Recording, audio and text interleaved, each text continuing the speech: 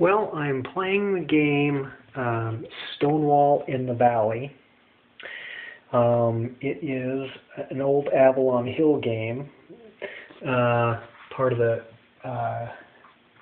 Great Battles of the Civil War series. I'm playing the first scenario, Kern's Town, and I've got the game set up. And so we'll just get right into it.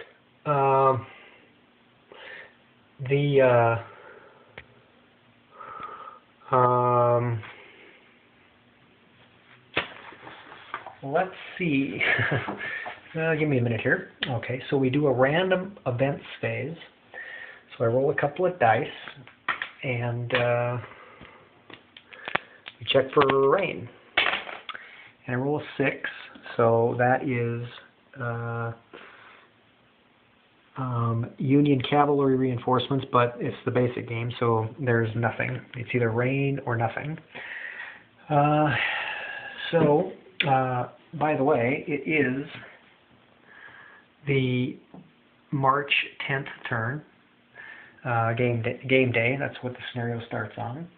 So we'll go right into the, there's no reinforcements, there's no there's no Union off-map movement, Harper's Ferry, no, leader transfer. Okay, so you can transfer your leaders up to 10 hexes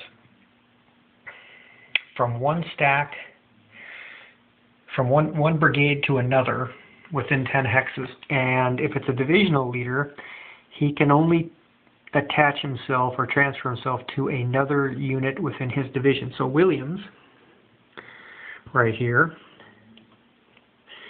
he can transfer over here and stack with Gordon if he wants. But he couldn't come all the way down here and stack with Abercrombie. He is too far away. So Abercrombie is just kind of out here on his own. Banks, who is the district commander, he is the overall commander of the Union forces in the Shenandoah district. He's going to stay where he's at, but Sedgwick is going to transfer to either, I'm thinking Gorman. I think he's going to transfer to Gorman. So he's going to go over here because he's the 3rd Division commander, and he's going to transfer over here to Gorman. And Banks is going to stay where he's at. And Shields, the other division commander, he's stacked with his entire division, so he has nothing to do. Jackson, he's going to stay where he's at. He's commanding his famous Stonewall brigade, and he's just going to stay there in Winchester for now. So that's the leader transfer phase. So we begin the action cycle. So the green dice is going to be the Confederates roll, and the blue will be the Union roll.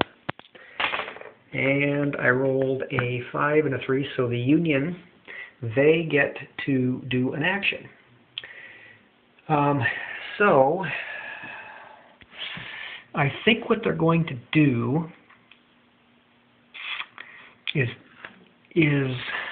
they are going to give Shields, let's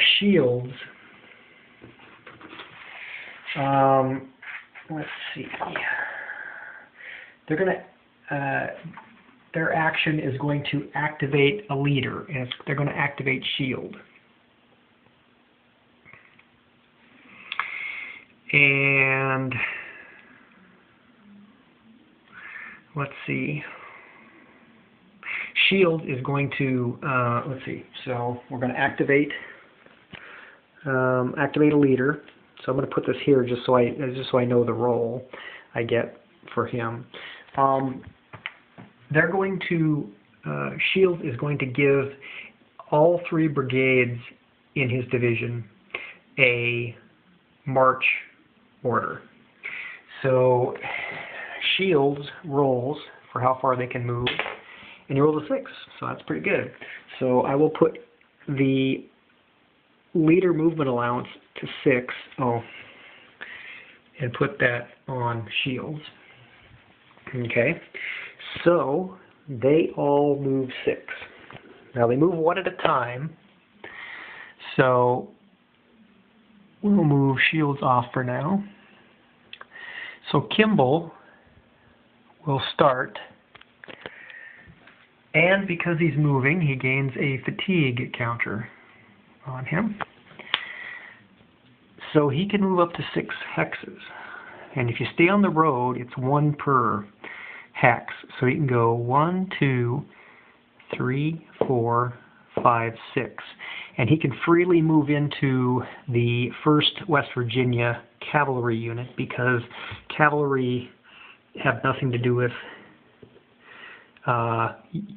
units moving in. If you move into a unit that has at least 3 strength factor, then you have to pay extra movement. So he'll move into there. The next guy, Sullivan, will do the same thing. Now, Sullivan can't move as far. He can go 1, 2, 3, 4, 5. Actually, he can go there. 1, 2, 3, 4, or there.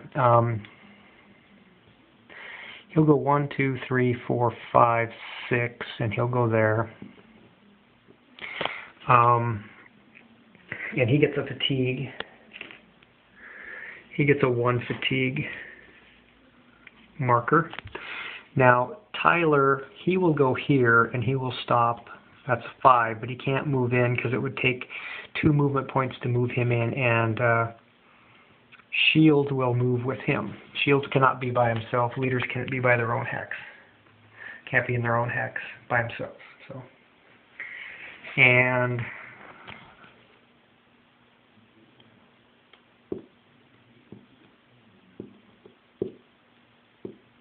Tyler gets a fatigue counter. And that is the end of the action. So we go ahead and we start another action phase. Initiative phase. So I'm rearranging things, sorry. Come on. Okay. So now we roll again for initiative. And this time it's a 5 and a 2. And ties, by the way, go to the Confederates in this particular game. So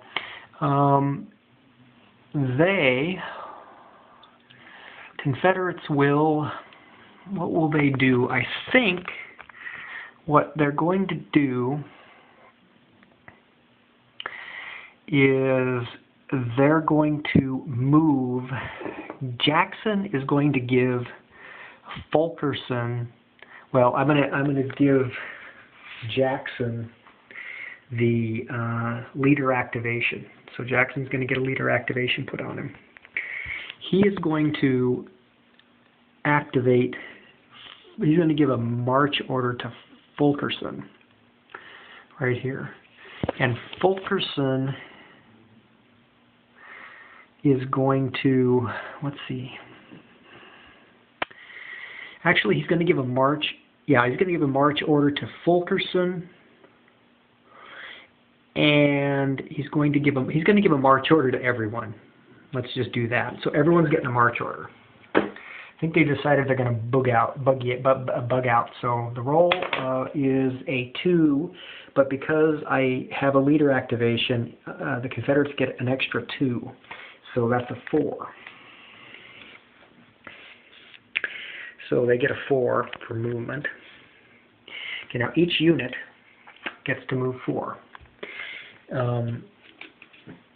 And of course they all get a fatigue counter. So Fulkerton will move 4, and he'll go 1, 2, 3, 4. Actually, I'll start with, why don't I start with 4? Well, 1, 2. All right, I'll start with Fulkerton. He'll go 1, 2, 3, 4. He'll go there, and he gets a fatigue counter. Stonewall himself will move with his brigade, and he will go 1, 2, 3, 4 down the pike.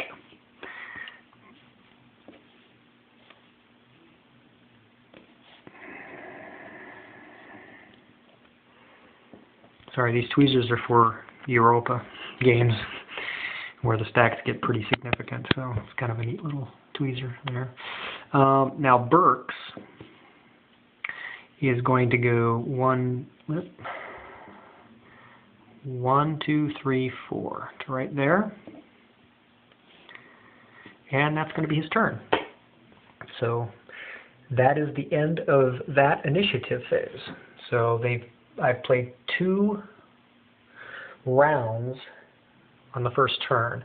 Now I want to try to keep these things down to about 10 minutes, so I should cut it off here. This game is, I don't know if I mentioned, Stonewall in the Valley, so is what the game is called. There's a very small force pool in this game. There weren't many units in the Valley at this time of the war, so especially for the Confederates, they have a very small force. So anyway, I will pick this game up in the next video. Thanks.